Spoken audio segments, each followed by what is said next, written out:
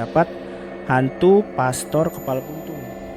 Sejarahnya dulu tuh kalau lewat terowongan itu harus klakson 3 kali. Oke, halo guys, balik lagi dengan gua Dey Santiago di Seremboy ya. Dan kali ini Seremboy berbeda set ya. Kenapa gue bilang berbeda set?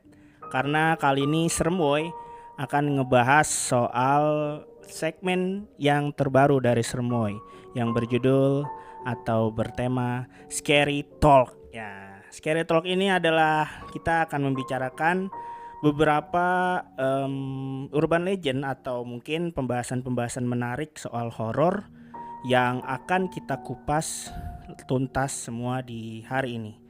Dan kali ini gua memang hadir tanpa Yoga ya, karena Yoga berhalangan hadir karena sedang ada sesuatu yang memang tidak bisa untuk dihadir gitu. Dia sedang ada kerjaan gitu, jadi dia nggak bisa hadir.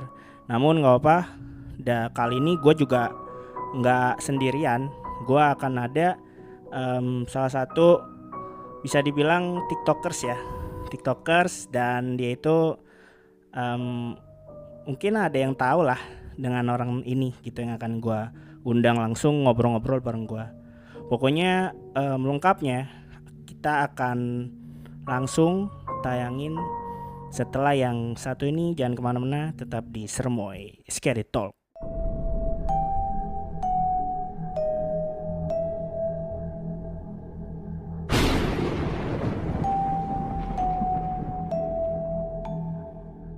Oke, seperti yang tadi gue udah sampein ke kalian semua, ini dia nih salah satu yang gue bilang dia seorang tiktokers yang cukup terkenal lah ya di media sosial, karena memang gue ikutin juga nih untuk media sosialnya sang beliau ini gitu.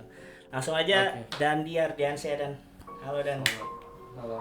Apa kabar Dan? Apa kabar? Baik juga. Apa kabar Bang? Alhamdulillah baik. Gimana tadi perjalanan berapa jam ke sini? Oh, berapa jam ya? 45 menit kayaknya dah. Oh, dekat ya. Enggak terlalu jauh sih. Cuma macet aja lampu merah. Oke, ini guys, jadi dia itu salah satu tiktokers yang lumayan famous ya di TikTok ya kan nih. Gue mantengin juga gitu. Terakhir kalau nggak salah aktivitas lu ini ya, sempat ikut acara Squid Game itu. Iya. Jadi di akhir tahun 2024 kayaknya. Oh, itu tahun 2024. Squid Game di GBK. Jadi itu memang diundang gitu.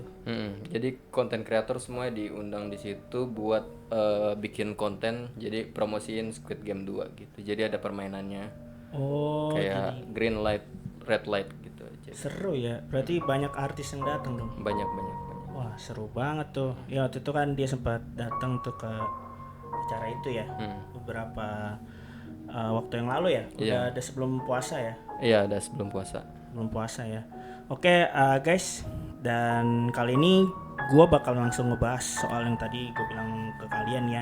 Dan topik kita kali ini, dan kita akan ngebahas soal top 5 tempat angker di Jakarta. Wah, menarik nih Bang. Ya, jadi tempat angker di Jakarta yang memang sudah ditulis atau dirangkum ya oleh tim kreatif, dan kita akan bahas di sini. Oke, ini dari beberapa yang dibahas, ada yang lu tahu ya pasti ya, karena ini memang cukup terkenal, mungkin para penonton juga tahu nih apa aja yang akan dibahas ini. Oke, satu kita akan bahas Rumah Hantu Pondok Indah. Wow, Rumah Hantu Pondok Indah ya, menarik. Ya, Rumah Hantu Pondok Indah, dan Rumah Hantu Pondok Indah ini familiar ya pastinya. Apalagi kan ini cerita sebenarnya udah banyak yang ngebahas sebelum kita nih, pastinya kan. Nah, kita bahas lagi, kita ingetin lagi. Mungkin ada yang tahu juga ya soal cerita ini. Jadi Rumah Hantu Pondok Indah ini bagaimana sejarahnya itu hingga dicap angker oleh masyarakat itu. Jadi konon pada 1983 sekelompok perampok dikabarkan membantai habis seluruh penghuni rumah. Kejadian tersebut itu juga merenggut nyawa seorang pekerja rumah dan anak kecil hingga kini ya. Dalam pembantaian itu masih belum diketahui hingga saat ini. Itu dulu ya, itu pembahasan dulu. Kini kepopuleran Rumah Hantu Pondok Indah yang ditakuti masyarakat perlahan hilang. Rumah di Jalan Metro Pondok Indah itu kini sudah tak berpenghuni dan telah dirobohkan oleh rata dengan tanah. Tapi lu berarti kalau perjalanan ke rumah atau gimana pernah lewat tempat ini gak? Oh sering bang, sering lewat Pondok Indah tuh sering. Sering. Iya. Tapi siang sore enggak. Kalau malam kayak jarang. Tapi detail rumahnya tahu gak sih lo di mananya? Nggak tahu sih. Tapi kan ini disebutinnya dia rata dengan tanah ya. Jadi kayaknya ada memang bangunan yang rata dengan tanah. Jadi kita nggak tahu yang mananya gitu. Iya benar-benar. Karena kan ini kejadian juga udah lama kan. Di sini aja dirangkumnya itu pada tahun 1983. Dan kalau nggak salah waktu itu pernah ada cerita juga soal rumah Pondok Indah ini yang waktu itu tukang nasi goreng tuh. Ah iya itu terkenal bang itu. Jadi, ceritanya. Tukang nasi goreng kan katanya dia jualan nasi goreng terus diberhentiin di rumah itu kan. Rumah itu diberhentiin terus akhirnya dia masuk ke dalam rumah itu ya udah nggak keluar-keluar lagi kan gitu kan. Nah itu tuh sejarah yang paling terkenal di hantu Pondok Indah ini. Tapi lu sering lewat Pondok Indah bang? Sering, gue sering lewat situ, tapi gue nggak tahu sih detail rumahnya itu di mana gitu. Cuman bener kan? banyak yang ngomong ada waktu itu temen gue itu jadi rumahnya emang pernah di situ di Pondok Indah itu, katanya emang dia tahu sejarahnya tapi waktu dia kecil katanya. Jadi emang sejarah bener ada tukang nasi goreng gitu dateng terus nggak keluar lagi gitu pas udah nganterin itu. Jadi di sini tuh ceritanya itu seperti itu gitu kan. Jadi bekas rumah mewah itu jadi dirobohkannya itu sejak tahun 2008 silam. Jadi bekas bangunan tersebut kini telah menjadi kebun kosong yang ditanami berbagai pohon gitu. Jadi kalau kita lewat Pondok Indah kan kesannya memang rumahnya mewah-mewah kan, jadi nggak ada unsur mistisnya gitu bang. Iya benar, nggak ada unsur mistisnya karena kan ini juga katanya ya kan di sini juga katanya kan udah roboh jadi tanah gitu kan. Jadi kita juga nggak tahu detailnya gimana. Apakah sekarang masih ada kayak penampakan orang gitu, orang suka merasakan hal-hal negatif kalau lewat situ? Nah iya kita juga kan nggak tahu juga kan. Jadi rumah itu kan memang rumah itu tampaknya sedang dijual gitu kan. Dan hal itu terlihat dari papan yang dipasang oleh sebuah agen properti. Kita tanggung-tanggung. Jadi hak guna bangunannya itu dihargai 6 miliar, infonya sih seperti itu ya dari yang dapat gitu. Dan akhirnya hal itu juga dikonfirmasi langsung jadi oleh pedagang di sekitar situ gitu, katanya memang sejarahnya seperti itu gitu. Dan di situ juga sekarang memang udah ini ya udah nggak ada kisah kejadian mistis ya di daerah itu ya. Tapi memang sampai saat ini rumah hantu Pondok Indah itu memang menjadi cerita horor yang masih melekat ya di kita ya. Pernah ada filmnya juga kalau nggak salah bang, Rumah Hantu Pondok Indah. Pernah ada filmnya? Rumah Hantu Pondok Indah. Di tahun berapa tuh ya? Udah di bawah tahun 2010-an nih kayaknya. Di bawah tahun 2010. Iya pokoknya itu pembahasan kita ya soal rumah hantu Pondok Indah yang masih cukup angker hingga saat ini. Mungkin kalau memang ada penonton yang tinggal di daerah tersebut, kalau memang mau bercerita lagi yang mungkin dirasa kita kurang lengkap berceritanya, bisa komen langsung ya di kita di Sermo ya. Oke, lalu kita akan ngebahas soal top 2 untuk tempat angker Jakarta, yaitu TPU Jeruk Purut. Ini. Nah, kalau TPU Jeruk Purut ini kan ini juga familiar juga ya Dan ya, lu juga tahu pasti.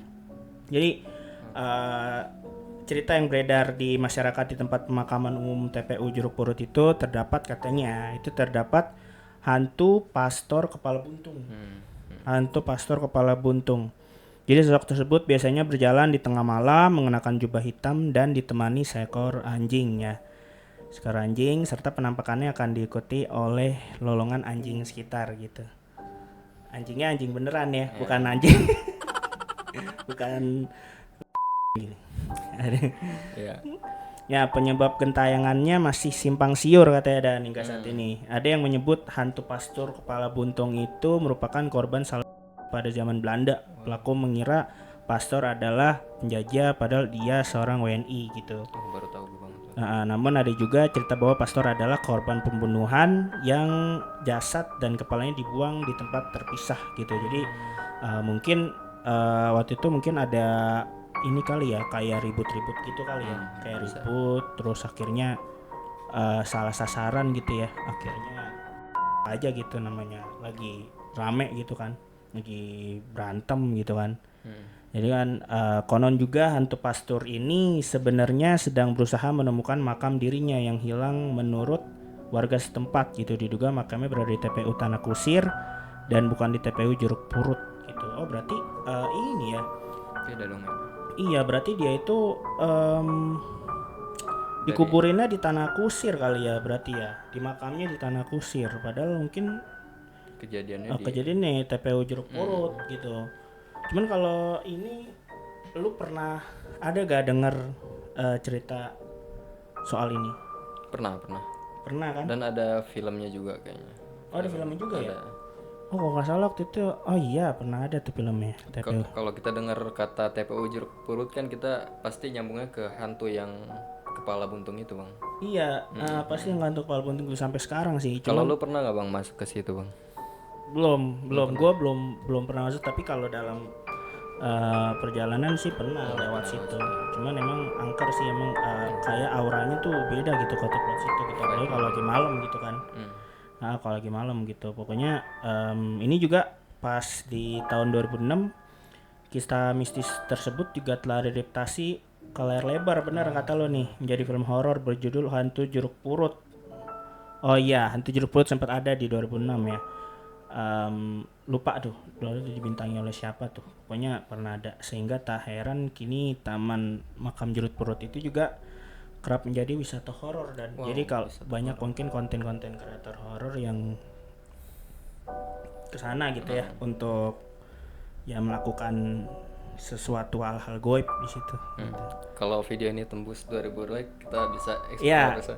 Oke, pokoknya kalau tembus ya 2000 views, cobalah kita datengin nih. Kita akan explore di TPU Jeruk Purut dan kita akan coba cari tahu guys. Ekspedisi langsung kita akan tanya-tanya warga sekitar situ ya. Iya, TPU Jeruk Purut kita menarik banget tuh Bang kayaknya Bang. Iya, kita syutingnya jam 12 malam ya.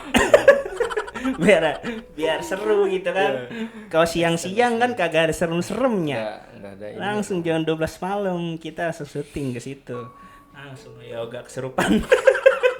Maaf ya Yok ya, diomongin nih. Orangnya nggak ada. Jadi benar kata lo sih, emang di situ terkenalnya dengan hantu itu ya, yang tadi gue bilang, jadi hantu kepala buntung ya, yang memang gue juga baru tahu nih kalau emang itu salah sasaran sebenarnya. Padahal dia nggak salah apa-apa mungkin nih. Jadi kalau emang kalian nih mau bertemu nih dengan hantu pastor kepala buntung, itu syaratnya harus datang pada malam Jumat. Nah, malam Jumat nih katanya, malam Jumat dalam jumlah ganjil dan wah berarti ntar kita pas edisi harus 3 orang doang nih. Iya. Lu, gua, Yoga gitu ya. Udah nggak ada yang ikut lagi. Biar tapi ngeri juga ya kalau beneran ya. Gak apa-apa, kita kan serem woy. Iya. Kita harus menelusuri tempat-tempat yang memang masih menjadi sebuah pertanyaan kenapa angker. Itu akan kita coba cari tahu dalam ya waktu dekat. Pokoknya viewsnya dulu lah dibanyakin, oke? Biar kita langsung gas. Oke. Nah, ada juga nih Dan, selain hantu pastor kepala buntung, ini familiar juga sih, tapi mungkin gak di sana juga, di mana juga ada ya. Cuman di situ pastor kepala buntung ada juga kuntilanak katanya yang menghuni pohon kembar di pemakaman tersebut, dan seekor ular mustika yang mendiami sebuah sumur. Ngeri juga. Ular mustika tuh kayak apa ya? Siluman kah? Kayak sanca gitu, ular sanca bukan ya? Gak tahu Bang, mungkin kalau ada kata mustikanya pasti cewek sih. Oh iya, pasti mustika mak. Kecuali Musdalifah juga cewek. Ya pokoknya itu singkatnya ya dari cerita TPU Jeruk Purut yang emang menarik. Sangat-sangat populer ya untuk dibahas di beberapa cerita-cerita horor nih. Pasti ada nih yang bahas soal ini, dan kita bahas juga di sesi kali ini. Oke, lanjut kita bahas ke tempat angker Jakarta ketiga. Lah, ini adalah Terowongan Kasablanka di Kuningan nih Bang. Yes, Terowongan Kasablanka di Kuningan. Wah, ini sih perjalanan gua setiap hari dan setiap hari gua ke kantor lewat sini. Udah pasti gua lewat sini setiap hari. Gua nggak tahu sih, gua nggak ngerasa sesuatu apapun saat lewat situ karena mungkin rame ya, perjalanan rame. Dan katanya kan sejarahnya dulu tuh kalau lewat terowongan itu harus klakson 3 kali. Ya kan, biar apa yang gitulah, kasih tanda aja gitu. Iya, kasih tanda gitu kan. Cuman itu gak gue lakuin juga sih selama ini, jadi ya udah lewat-lewat aja gitu. Tapi emang banyak yang bilang seperti itu gitu loh. Ya, jadi di sini sejarahnya Terowongan Kasablanka ini itu kan terletak di Jalan Basuki Rahmat, Jakarta Timur, dan dibangun di atas tanah pekuburan sehingga terbilang angker ya. Ini kita kutip dari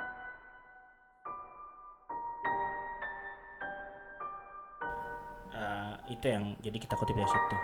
Dan sebenarnya lokasi terowongan ini terbilang sangat strategis karena menghubungkan kawasan bisnis Jakarta yaitu Jalan Sudirman dengan Jalan Jatinegara. Tentunya membuat terowongan ini juga tidak pernah terbebas di macet, termasuk di jam-jam sibuk seperti jam berangkat dan pulang kantor. Emang wah gila kalau lihat situ mah, kalau berangkat macet, pulang macet pasti kalau situ, karena itu emang akses orang buat para pekerja ya, menuju ke Senayan bisa lewat situ, menuju ke Kuningan lewat situ, semua lewat situ kan, jadi emang macet wajar. Nah, menurut sejarah Terowongan Kasablanka yang beredar di masyarakat ini, jadi terowongan ini dibangun di atas tanah pekuburan. Ya, hal itu dibuktikan dengan adanya pemandangan pekuburan setelah melewati terowongan tersebut. Iya tuh. Ya, jadi kalau nggak salah di situ tuh itu berpapasan sama kuburan apa ya?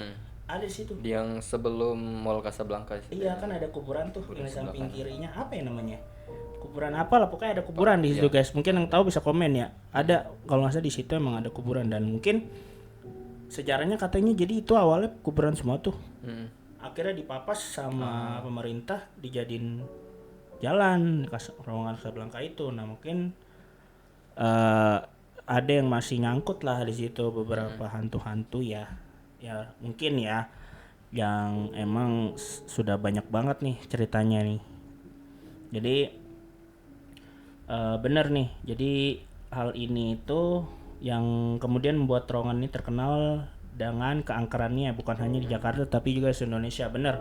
Jadi di seluruh Indonesia udah tahu nih Terowongan Kasablanka ini sangat-sangat horor gitu ya. Dan konon katanya terowongan ini adalah bekas pemakaman TPI ya. Benar, TPI Menteng Pulo yang digusur. Area tersebut memang berada di lokasi yang strategis sehingga masuk ke dalam rencana pembangunan pemerintah DKI Jakarta. Akibatnya kuburan massal tersebut dipindahkan ke lokasi lain meski sebenarnya sempat ada penolakan dan peringatan dari masyarakat setempat, tetapi pemindahan tersebut tetap berjalan ya. Jadi mungkin di situ benar kata yang tadi gue bilang kan. Jadi pemerintahnya tuh mapas nih. Yang tadinya kan ada kuburan, mungkin ya kuburan, akhirnya dipapas, dibikin jalan. Akhirnya ya itulah resikonya gitu ya kalau mapas kuburan yang emang harusnya jauh dari kuburan, akhirnya dijadikan jalan, pasti akan ada sesuatu mistis yang akan terjadi gitu ya. Dan udah dicegah juga sama warga kan, jadi kayak mungkin udah ada ininya ya, apa, kayak peringatan dari warga juga. Iya, udah ada peringatan tapi tetap kekeh gitu ya. Akhirnya ya terjadi kayak gitu. Jadi kan diketahui juga bahwa ada salah satu jenazah yang masih utuh. Jadi di sini tuh ada salah satu jenazah yang masih utuh dan belum sempat dipindahkan hingga akhirnya tertimbun konstruksi. Wah, gila. Oleh karena itulah masyarakat sekitar percaya bahwa kawasan terowongan ini sudah terkesan angker sebelum TPU dibangun. Udah angker. Berarti di situ ini ya pas dibangun masih ada jenazah di dalam Jenazah itu ya. itu. Wah, aku nggak sadar ya. Wah, gokil sih. Jadi berdasarkan cerita yang beredar di masyarakat jauh sebelum adanya TPU dan terowongan Casablanca, telah terjadi peristiwa pilu di lokasi itu di mana ada seorang gadis cantik yang menjadi korban beramai-ramai oleh sekelompok pemuda. Pada akhirnya gadis tersebut secara bergantian hingga tewas. Setelah itu tubuhnya dibuang begitu saja ke lokasi yang kini akhirnya menjadi terowongan meski sudah melegenda. Tapi cerita tersebut belum bisa dibuktikan kebenarannya. Ini berarti masih simpang siur nih. Gua nggak tahu nih tim kreatif dapet dari mana. Tapi ini emang harus gue bacain. Dan jujur gua baru tahu nih cerita ini ya, soal gadis yang di ini dan dibuang ya di situ. Wah, ini berarti sama kayak cerita film Vina ya. Film Vina kan kayak gitu juga tuh. Sedikit bahas Vina. Kalau nggak salah itu ceritanya kan soal ya Vinanya di itu kan langsung dibuang gitu. Sama geng motor ya. Yang motor pula kalau lagi viral banget waktu itu, viral banget tuh. Sampai dijadiin film sampai uset. Itu dia cerita yang bisa gue bahas di poin 3 ini ya, di terowongan Casablanca. Oke, lanjut kita ke poin 4, ada kereta hantu Manggarai. Wow. Wah, kalau bahas soal Manggarai ini sih lu pasti sering lah. Ya. Lu kan juga bisa dibilang sering ya naik kereta kan? Suka naik kereta banget. Suka naik kereta kan, dan pastinya lu sangat-sangat tahu lah soal kisah ini karena di beberapa konten kreator sebelumnya sempat ada yang membahas soal ini juga nih, kereta hantu Manggarai ini. Jadi sejarahnya itu kisah horor ini bermula nih sejak 12 Desember 2003 dan 12 Desember 2003 kondisi kereta Daisen belum seperti saat ini gitu. Dulunya masih beda lah dengan yang sekarang gitu ya. Konon itu seorang penjaga pintu lintasan di daerah Bukit Duri, Jakarta Selatan mengaku pernah melihat kereta berjalan sendiri pada malam hari. Kereta hantu. Iya, penjaga pintu lintasan yang diketahui bernama Sutrisno ini mendengar suara sirene pada pukul 4 pagi. Suara sirene itu menandakan akan ada kereta yang lewat gitu ya. Namun ia merasa ada yang aneh karena KRL biasanya belum beroperasi pada jam tersebut. Saat kereta tersebut melintas, ia pun kaget karena sempat 4 gerbong KRL itu melaju sendiri dalam keadaan gelap dan kosong. Wah, berarti keretanya jalan sendiri dong gitu ya. Kejadiannya bener-bener lu tahu gak cerita ini? Kalau ini gue waktu itu pernah dengar tapi versinya beda bang. Jadi ada kereta dan ada orang naik.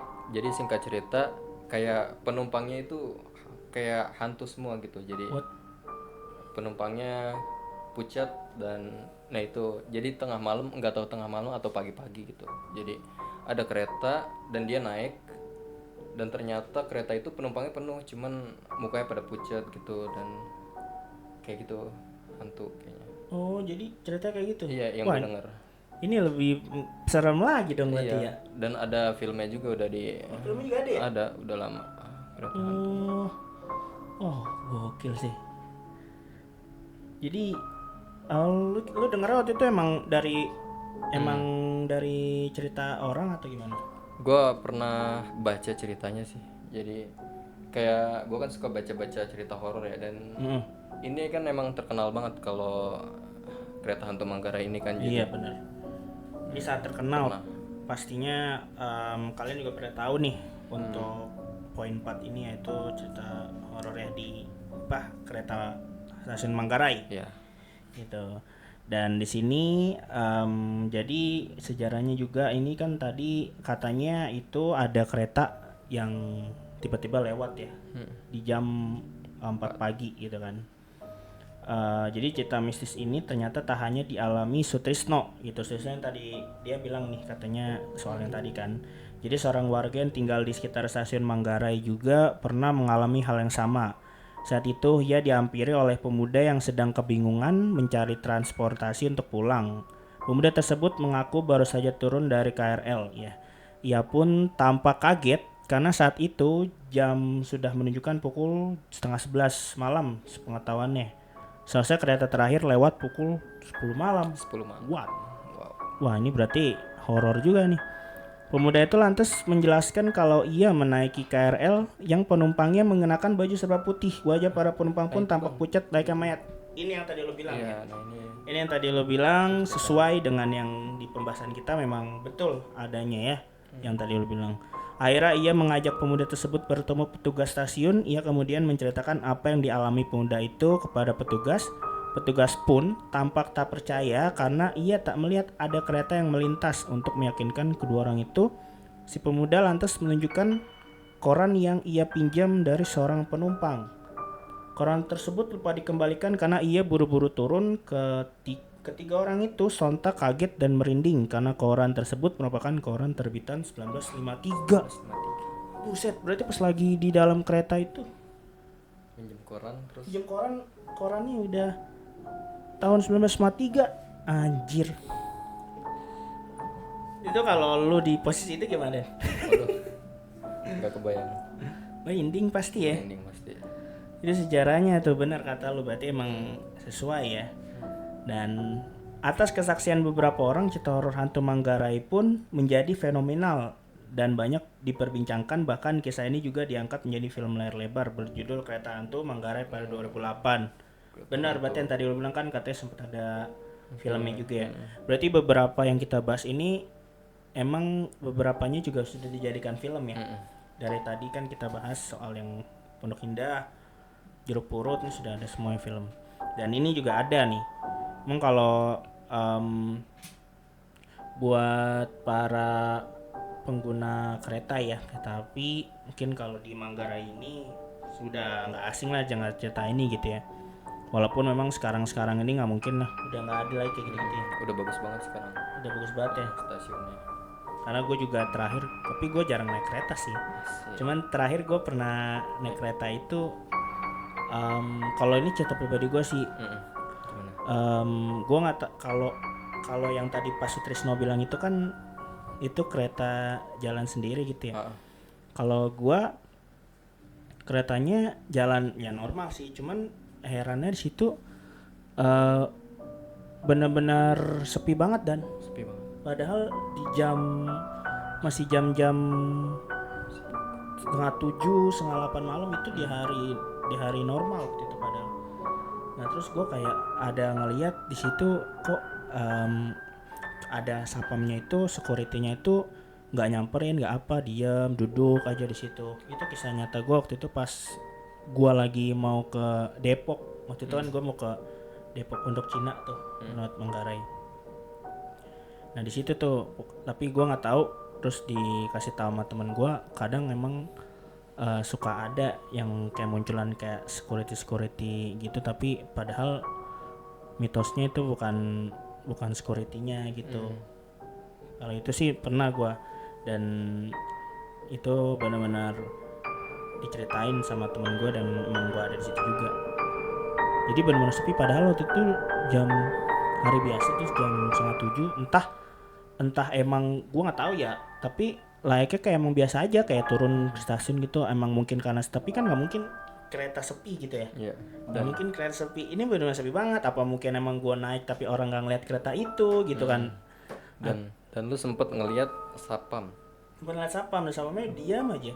Biasanya sapam kan mondar mandir gitu kan. Ini duduk aja diam. Serem. Malam-malam lagi.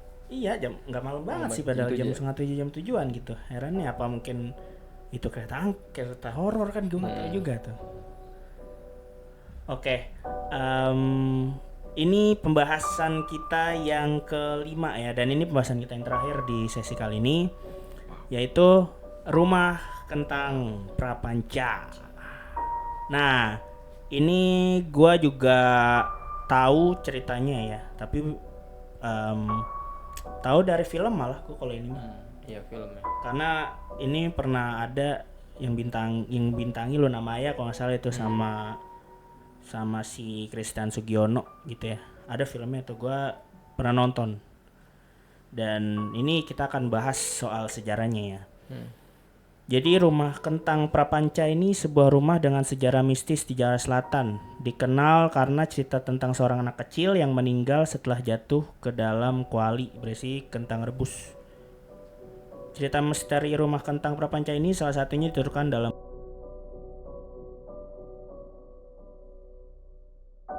rumah ini konon dihuni oleh sebuah keluarga dengan seorang anak kecil yang suatu hari jatuh ke dalam kuali berisi kentang rebus yang sedang dimasak. Anak tersebut meninggal seketika dan cerita ini cepat tersebar di masyarakat sejak itu saat rumah tersebut dikenal sebagai tempat yang angker dan menyeramkan. Emang sesuai di film nih, sama kayak di film. Jadi gua nonton sih. Jadi emang beneran anak kecilnya itu jatuh ke kuali yang panas banget. Akhirnya dia mati mendidih di situ lah, meninggal mendidih di situ. Emang tuh bener sih dengan cerita nyatanya ya. Dan ini lokasinya di Jaksel. Prapanca. Iya, Prapanca. Tahu dulu situ. Enggak. Prapanca tuh yang Blok M bukan sih? Iya, benar. Ah ya, gue sering lewat situ bang. Dan emang ada satu rumah yang udah terbengkalai ya. Udah ada ilalangnya tuh yang kayak rumput-rumputnya udah tinggi. Jadi gue pulang lewat Blok M, terus lewat situ kan sama teman gue. Dan itu emang kecium bau kentangnya, ada bau kentangnya Pak. Sampai sekarang, iya benar. Pernah ngecium wangi kentang ini. Oh gitu. Hmm, Wah. pernah. Oh, Dan itu benar-benar nyengat. padahal rumahnya tuh udah kosong ya, udah nggak ada penghuni ya. Kentang bau kentang kayak Bau kentang kentang. rebus, digerebus gitu. Bau kentang rebus. Oh, Jadi emang khas banget wanginya kentang gitu. lu gitu pernah? Pernah lewat. Gue belum pernah sih. Kayak lihat sekarang sini. masih deh, coba kalau lewat situ bisa nyium wanginya. Bener nih, jadi sesuai nih sama yang tadi gue bilang. Jadi kan konon juga ada seorang penjaga kios yang sudah ada sekitar rumah kentang sejak 1997 mengaku kerap mencium, sama nih kayak lo nih, mengaku kerap mencium aroma kentang rebus menjelang malam. Jadi cerita-cerita serupa juga terus beredar hingga akhirnya rumah itu diyakini berhantu, guys. Jadi mungkin kalau kalian belum ngalamin dan penasaran dengan yang tadi dan dibilang, bisa langsung lewat ya Dan ya ke sana dan cium bau kentang. Siapa tahu kan ada yang ngasih kentang ke situ kan. Nah, lalu dengan cita-cita ini ya, seperti tangisan anak kecil di malam hari dan aroma kentang rebus yang menyeruak, konon juga ada seorang penjaga kios yang tadi yang gue sampein ke lo ya. Jadi memang di sini tuh mistis sih, mistis ada. Jadi cerita horor rumah kentang juga dia sempat diangkat menjadi film pada 2019. Nah ini yang tadi gue bilang di awal nih. Jadi film ini dibintangi oleh artis terkenal ya. Itu tadi yang gue udah sampein, seperti Luna Maya hingga Christian Sugiono gitu. Dan konon katanya juga ini bukan rumah kosong ya. Banyak dari orang sekitar di sana mengatakan ternyata rumah kentang ini bukanlah rumah yang tak berpenghuni. Di rumah ini ada sekitar anak keluarga yang tinggal dengan beberapa sopir dan pembantu anak-anak sekolah. Dan dulu sering maksudnya ini anak-anak sekolah pun dulu sering mengunjungi rumah tersebut pada malam hari. Lalu yang terjadi mereka tidak menemukan apa-apa di sana. Jadi mungkin anak-anak bocah gitu ya, bocah-bocah SD gitu kali pada datang-datangin ke sono gitu, tapi ya nggak ada apa-apa gitu, cuman bau kentang. Tapi lo beneran sempet nyium ya? Nyium 2 kali bang, 2 kali lewat, 2 kali nyium. Gue kan pernah, yang pertama tuh nonton konsernya Rizky Febian, itu yang kedua. Yang pertama emang lagi jalan-jalan di Blok M, lagi foto-foto, terus pulangnya kan lewat situ buat nyampe ke Kemang ya. Mau ke arah Kemang itu lewatin situ, dan emang rumahnya tuh gelap, nggak ada lampu, terus ya rumputnya tinggi-tinggi, ada apa dipagerin, dan emang nyengat banget wangi kentangnya lewat situ. Bukan kayak wangi itu kan roti itu enggak kan, bau kentang, bener-bener bau kentang ya. Rebus. Padahal rumahnya udah sepi ya. Udah sepi. Dan Wah berarti emang masih horor juga nih. Kalau mau lewat situ silakan buat kalian para penonton yang mau lewat, bisa silakan ya, kita persilakan untuk tahu secara langsung gitu ya. Oke guys, dari 5 tempat angker Jakarta ini kira-kira mana yang menurut kalian paling serem gitu ya? Kalau kalian pengen komen silakan komen di bawah ya. Di bawah komen tempat-tempat apa aja yang emang masih ada nih.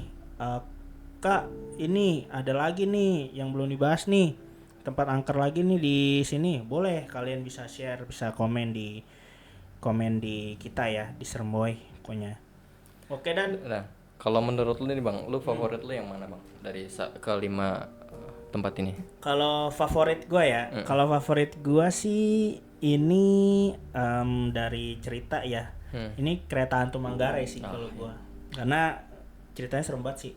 Karena ini juga kan sering kita sering banget dah naik kereta Manggarai ini Sehari-hari gitu kan. sehari-hari gitu, dan pastinya kan setelah kita tahu sejarahnya kita juga akan ada was-was juga ya. Wah ngeri juga nih gitu, karena kan gue tuh pas pengalaman pribadi gue itu ya itu yang gue bilang tadi, yang naik kereta tapi kok sepi banget padahal di hari biasa gitu. Kalau lo yang mana nih? Kalau gue yang Rumah Kentang tadi sih. Rumah Kentang ya?